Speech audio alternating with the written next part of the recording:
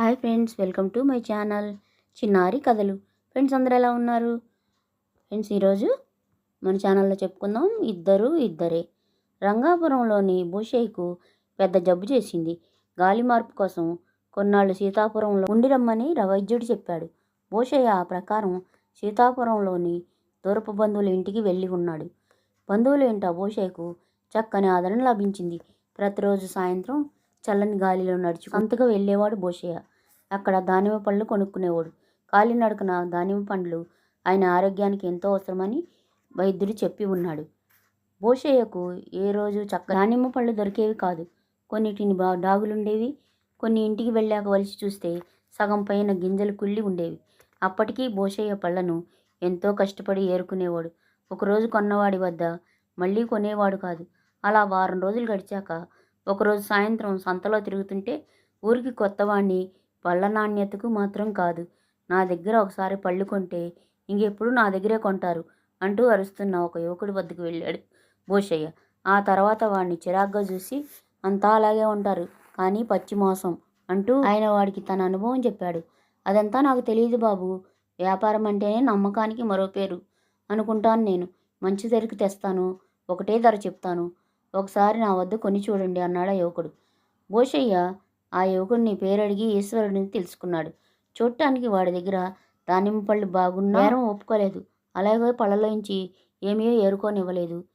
సరుకంతా మంచిదే బాబు, ఈ ఒక్కరోజుకు నన్ను నమ్మండి, రేపటి నుంచి ఎలాగో మీరు నన్నే నమ్ముతారు అన్నాడు ఈశ్వరుడు. భూషయ్య వాడి మాటలకు ఆకర్షితుడయ్యాడు. అదిగాక ఇంతవరకు నమ్మకమైన పళ్ళ దుకాణాలు దొరకలేదు కూడా. నిజంగానే ఈశ్వరుడిచ్చిన పళ్ళు బాగున్నాయి. ఇంట్లో బంధువులు కూడా ఆయన ఇచ్చిన పళ్ళు తిని చాలా రుచికరమైన దానిమ్మ పళ్ళను తాము ఆ ఊరు దుకాణాల్లో ఎరగమని చెప్పారు. మర్నాటి నుంచి భూషయ్య రోజు ఈశ్వరుడి దగ్గరే పళ్ళు కొనడం ప్రారంభించాడు. ఈశ్వరుడు కూడా ఆయనకి చెడ్డ సరుకు అన్నది ఇవ్వలేదు. అలా నెల రోజులు గడిచాయి. ఆ సరికి భూషయ్య ఆరోగ్యం ఎంత మెరుగైందంటే జబ్బు చేయడానికి పూర్వం కూడా లేని మెరిపిప్పుడు ఆయనలో కనబడుతున్నది. ఇక రంగాపురం తిరిగి వెళ్లే సమయం వచ్చిందని ఆయన అనుకున్నాడు. ఆ రోజే భూషయ్యకు సీతాపురంలో చివరి రోజు.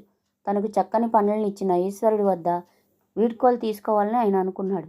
సాయంత్రం ఈశ్వరుడి దుకాణానికి వెళ్ళి చూస్తే వాడి దగ్గర సరుకు చూడడానికి ఏమీ బాగాలేదు.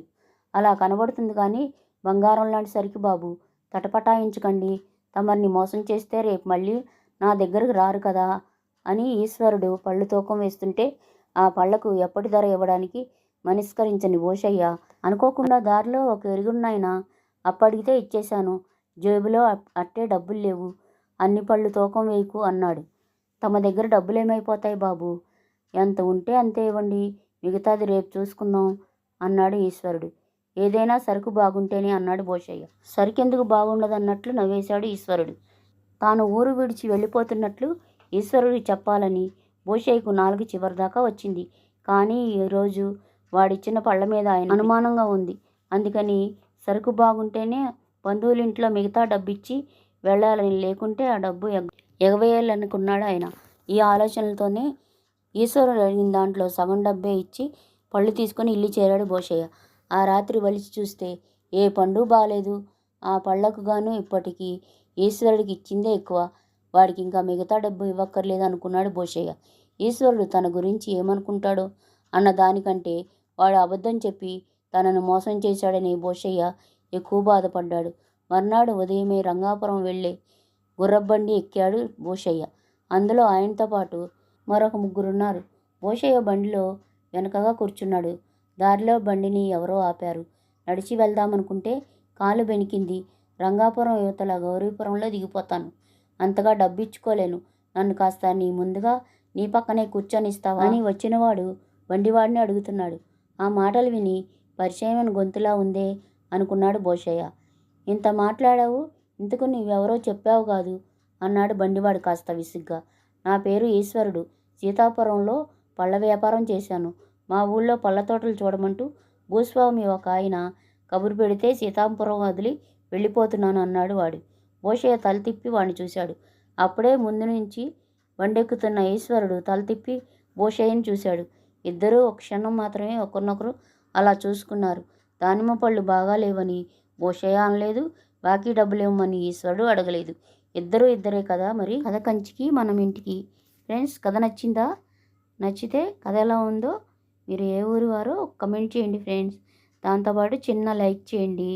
ఉంటాను. Bye bye.